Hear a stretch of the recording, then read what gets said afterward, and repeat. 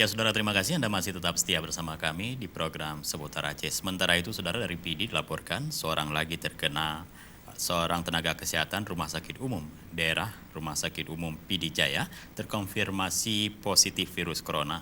Hingga kini di PD Jaya telah terjadi 3 kasus positif COVID-19 dengan 1 diantaranya meninggal dunia.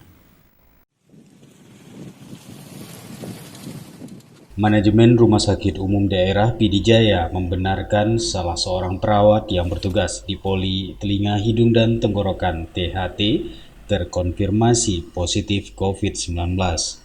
Hasil tersebut setelah tim gugus tugas penanganan COVID-19 PD Jaya menerima hasil uji swab yang dilaksanakan bersamaan dengan dokter tenaga kesehatan dan petugas kebersihan yang merawat pasien positif COVID-19 yang telah meninggal dunia.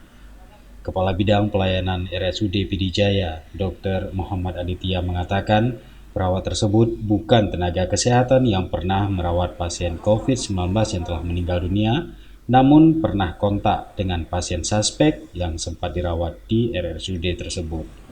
Dari Rumah Sakit Umum Daerah PD Jaya dengan kualifikasi tenaga perawat dari perawat beliau, 1 orang terpapar hasil swab dari Rusia menunjukkan positif COVID.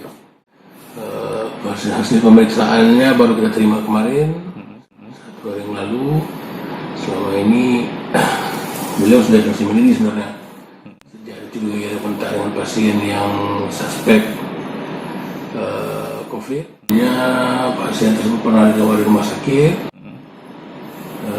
Kontak sekitar tanggal 5 atau tanggal 6 pasien berada di rumah sakit dapat kontak dengan beliau.